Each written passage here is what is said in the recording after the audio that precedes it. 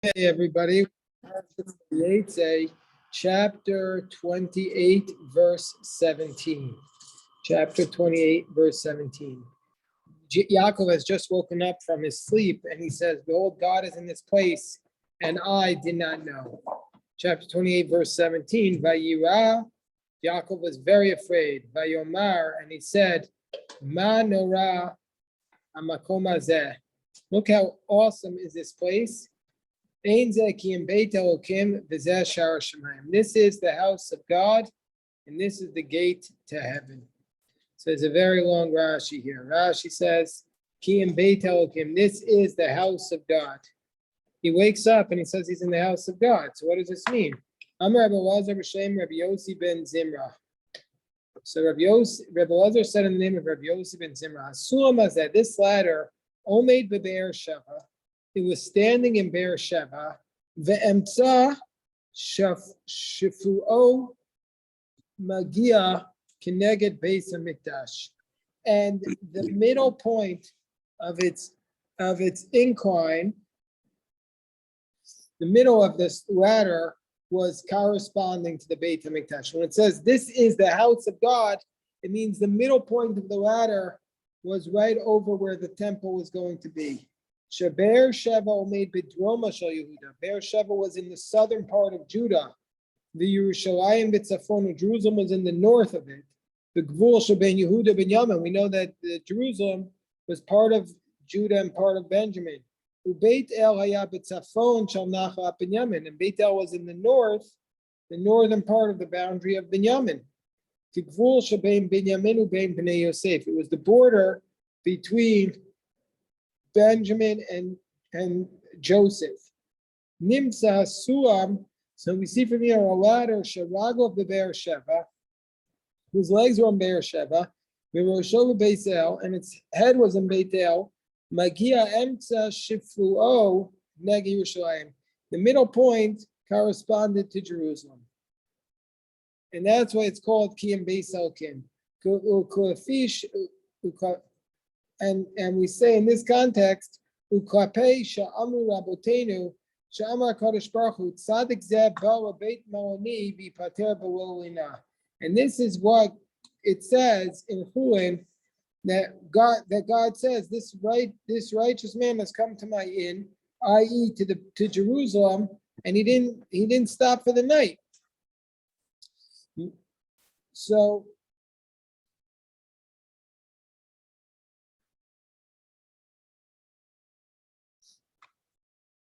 Amru, Yaakov Karu Yerushalayim Beit El. Also, another explanation Rashi cites from the Gemara in Pesachim Pechet is that Jacob called Jerusalem Beit El. Vizu Luz he, and this refers to Luz. Velo Yerushalayim. This refers to Luz and not Jerusalem. So Yaakov called Jerusalem Beit El, meaning to say, in this place was Luz and not Jerusalem, but they called it Jerusalem. From where did they learn to say this? So why are the Chazal saying that the dream was in Jerusalem if he was in Luz, and Luz is not Jerusalem? So what happened was, Ani Omer, Rashi says, Sha'akar Har Moriah Baklakan, that Mount Moriah was uprooted and came to Luz. Vizoi Kfitas Aretz. This is the contracting of the earth. That's talked about in Shlitas Chulin, in Chulin 91b. Sheba Beis Hamikdash Lekraso Ad Beis El, that the temple was called until Beit El. This is what it means when he came to the place.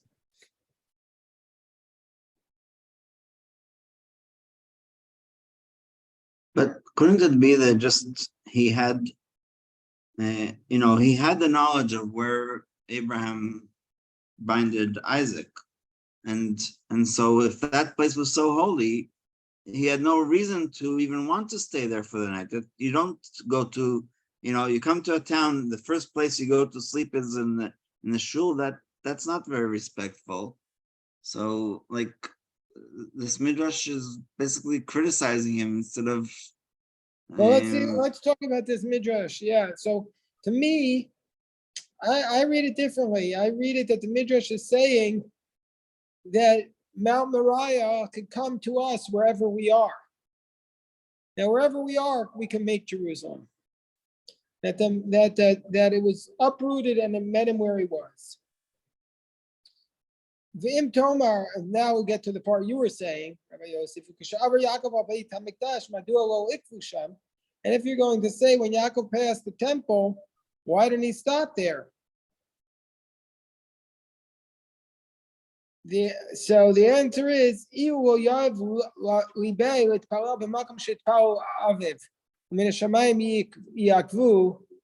so the answer is, if he did not set his heart, if he did not set his heart with Palel to pray, if he wasn't going to stop and pray there, will heaven stop him? Meaning to say, God is not going to, if we don't want to pray there, why is God going to stop him to pray? He, in fact, went all the way to Haran. Like we say in Parakit Anasha,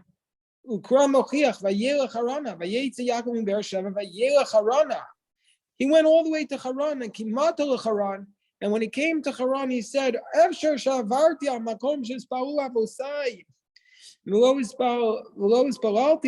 it's possible that I passed over the place where my forefathers had prayed and I didn't stop and pray. He had in mind to return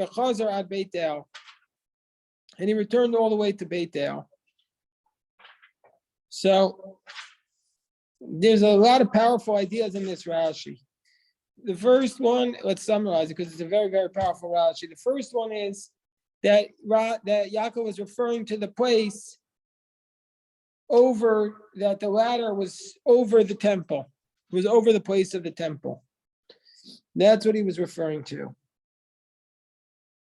The second idea is that what he was saying was that Mount Moriah came to Yaakov when Yaakov was in Beit El.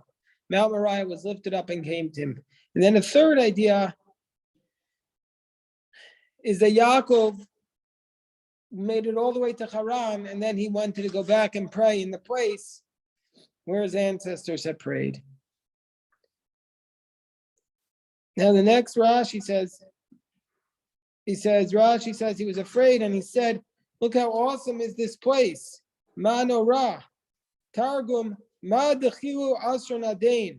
How awesome is this place? Dechilu is a noun. Dechilu Shem Devarhu. Okay. V'zeh Shara Shemayim, and this is the gates of heaven. What does it mean? This is the gate of heaven.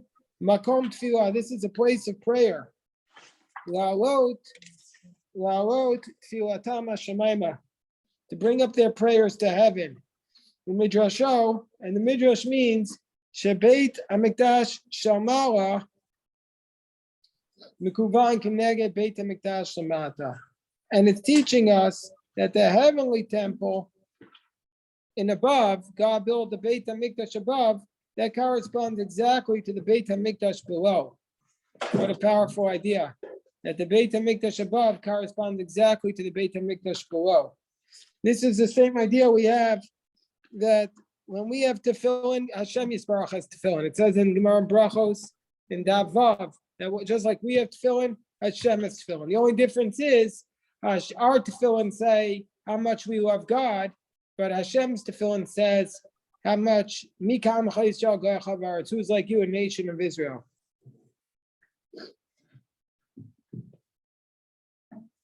Okay, so this is actually the gate to heaven. You had a question, Jeffrey? No, okay. Okay, so now the next pasuk says, Vayashkem Yaakov. Zeh Shar Shemayim, we just read that, right? We just read that pasuk. We're in chapter 28, verse 19. Verse 18. Vayash came Yaakov Baboker. Yaakov woke up early in the morning. Vayikachas ha'even asher sami rosh osav. And he took the stone that he had placed at his head. Vayasam ha'utam matzeva. And he made it into a matzeva. We'll see. Made it into a pillar. Vayitzok shemen al rosha. And he poured oil on its head. So Yaakov took the stone. Vayikra komahu Beisel. And he called that place. Oh, sorry. All right. He called the name of that place Beitel V'ulam Luz Shemayor Rishonah. Prior to that, it was called the Luz. Now it's called Beitel. Yidar Yaakov Neder Emor. And this is we are studying this in our Daf Yomi, all about Nedarim. Yaakov made a vow saying, Imi Elokimi Madi, if God will be with me, Ushmarani Baderach Hazem, he will guard me in this path, Asher Nochi Olech that I'm walking on. And God will give me bread to eat and clothing to wear. Let me just read the next two psukim and I'll come back and read the Rashis. Vishavti b'shalom al beit avi, and if I will return in peace to my father's home, then God will be for me as a God. And this stone, which I set up as a monument, Beit Elokim will be the house of God. Whatever he gives me, I will give to him a tithe. I'll give 10%. So let's read the Rashis. So this is the vow of Jacob. If God will be with me.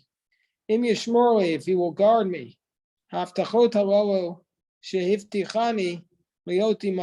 These promises that he promised me to be with me, like he says to me, behold, I will be with you. Ushmarani, and he will guard me. Like he said to me, I'll guard you wherever you go. And he will give me bread to eat. Like it states, I'll not abandon you. One who has to seek out bread is called the forsaken one. As it says,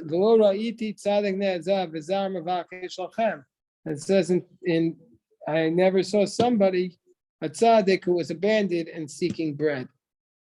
So if Yaakov Avinu says, if Hashem will be with me, like he promised me, and he said, when he said, I'll be with you, and I'll guard you wherever you go. Vishavti, and I will return. I'll return to your soil. Bishalom, in peace. What does this mean?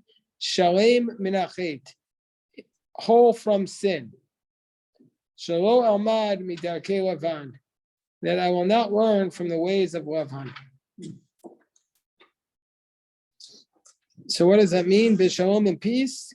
It means that Yaakov is saying, I need to be free from sin. Shalem minachet, free from sin. Shalo almad midarkei Lavan, that I don't learn from Lavan. Means spiritually at peace.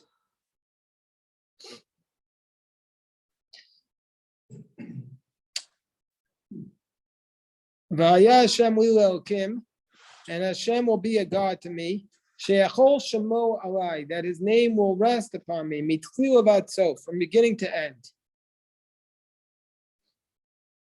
Meaning to say, this is not the vow. That's what the Mizrahi says. That Hashem will be a God for me. That's not a condition of the vow. So what does it mean? Sheyachul shmo alai mitchil v'sof. His name will be upon me from beginning to end. Shelo yimtza psul b'zari, that there will not be a defect in my seed. Kemoshe ka'asav asher dibarti, as it states, Kemo asher dibarti lach, like I've spoken to you. V'aftach hazu, and indeed, this promise, iftiach Avram, was promised to Avram, as says, Liosachal Elokim zaracha acharecha. That there will be no defect. And Yaakov had no defect in his seed. He had mitaso shalem. The Talmud says his bed was complete. And then Rashi says, then this stone that I set up as a pillar will be the house of God. What does this mean? Kitargumo. As the Targum tells us, Ahei palach ala kadam Hashem. I will worship upon it before God. V'chein asah. B'shuvo mi Padan Aram. And so he did when he returned from Padan Aram. K'sha'amar kum alei Beit El. Ma'ana marsham. As it states, I will worship before God. And so he did when he returned from Padan Aram. He says, get up and go to Beit El. Ma'ana marsham. Vayatzev Yaakov matzeva. So indeed, he did do this. He poured a libation upon it. When he returned from Padan Aram, he went to Beit El and he poured the wine on it as a he poured the libation upon it. So, okay, chapter 29, verse 1. So, what does the pasuk say? Vayisa Yaakov raglav vayelach artza v'nei kedem. Yaakov lifted up his legs, and he traveled to the land. Vayelach artza, he traveled to the land b'nei kedem of the east. What does this mean? Vayisa Yaakov raglav. Rashi says, Mishin ispaser b'sura of Torah tova. When he was given this promise that was promised him in this dream, because what was promised him in this dream? God says, I'm the God of your father Abraham and the God of Isaac. I'm going to give you this land. Immediately, Shuvtach b'shmira, and he was assured of guarding it. That means Hashem was going to guard him. Nasali boas raglav. His heart lifted his feet. V'nasa kalach, it became easy to walk. He was given good news, it became very easy for him to walk.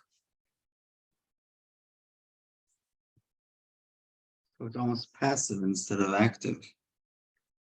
Yeah. Usually Vayisa is active, right? But it's wow. It became easy for him. He's walking actively once he heard this news. Vayar v'nei. Okay, now he's going to meet Rachel. Behold, there's a well in the field. There's 3 flocks of sheep, which were crouching by the well. From that well, the flock was being watered. And the stone was very large on the mouth of the well.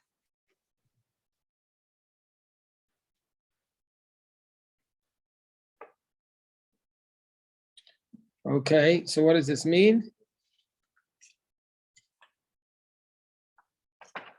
Rashi says, Yashkua Darim.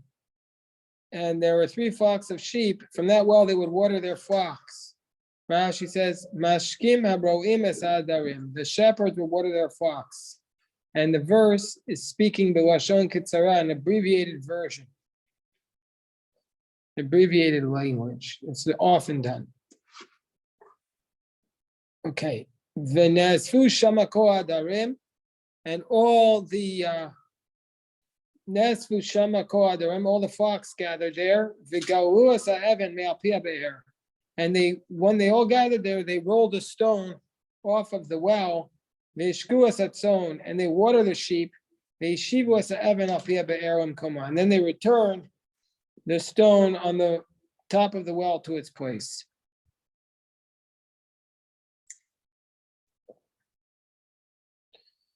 Okay, Pasuk Gimel, let's look at the Rashi. V'nesfu. Regilum hayu le'asef ufisha isa even gedol. Rashi says they used to gather there on purpose because that's where the stone was very large, and the only way they could roll it off is when everybody was there. V'golalu, Rashi says, means v'golin, in the present. They would roll. The Targumo, minag darin, in the present tense. Kol hashon hoveh. Now Rashi tells us that every present tense can be changed to be in the future or the past. Okay, fine. Ve'ishivu esa evan, and then they will return the stone. Rashi says umisivin in the present tense. Okay. Vayomer lahem Yaakov. Yaakov said to them, Achai, me'ayin atem.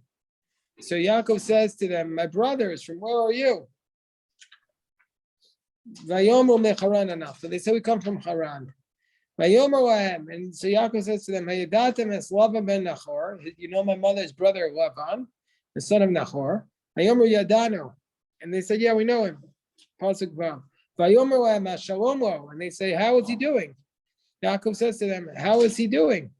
Vayomer Shalom, Rachel bito ba'ah matzon. He's doing well, and behold, here is his daughter Rachel is coming with the sheep. Rashi says, ba'ah imatzon, hatam ba'alef. So if you're reading this, ba'ah, he says the accent should be on the aleph as opposed to on the hay. Ba'ah. The Targumel Asiyah is coming. Rachel ba'ah, hatam hamala. The when it says Rachel had come, then it would be on the last, the penultimate syllable on the bet. V'tirkumo asas, it means that she had come. Harishon lashon osa. Since it's on the last tense, it means that she is coming. It means she is coming. And Vasheni Lashton Asta means she did come. So that's what Rashi tells us. Depending on where the accent is depending on what tense it's in. Yes, Jerry Shackman. Jerry, you're asking a question? Jerry, you had your hand up? Okay, I don't hear you. But Yomer, if you all right, you'll interrupt us when you get your voice, Jerry. Vayomer hein od hayom. And so the Yaakov said to the shepherds, behold, ein od hayom gadol, the day is still very great. It's not yet the time to gather up the flock. Water the sheep and go out and graze. Why are you just hanging around here? You have more to feed these sheep. You can fatten them up. Rashi says, Hein od hayom gadol. The day is still great.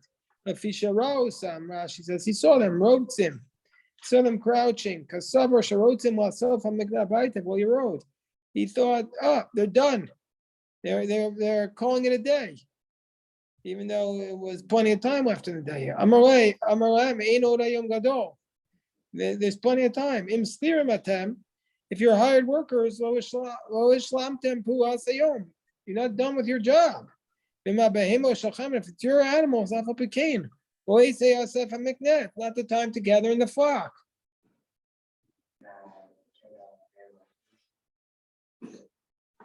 So the Gemara says,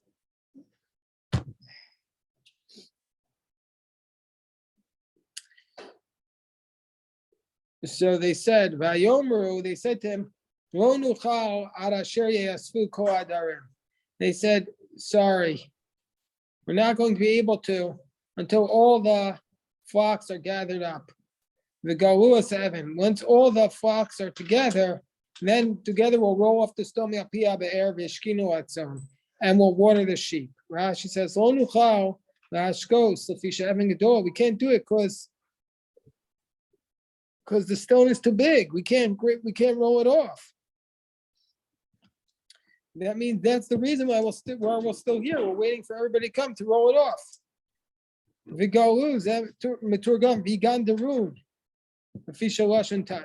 future. Jerry, you had a question? Yes. I take it the little vertical lines under certain words indicates which letter of the word has to be emphasized, correct? Yes, but it's not in the text of the Torah. It's was Yeah, added right. by the Yeah, Rashi in the Torah. right. But I thought that modern, at least in modern Hebrew, the accent is always on the last syllable of a Hebrew word. Yeah, so what Rashi's saying is that it's usually there, but sometimes it's earlier, and that's to teach us, and that depends on the tense. That's what Rashi was saying. Okay, thanks. Okay, so verse no, oh wait, we have to stop and pray at this point. So hold on, let me stop the recording. Okay, recording stop.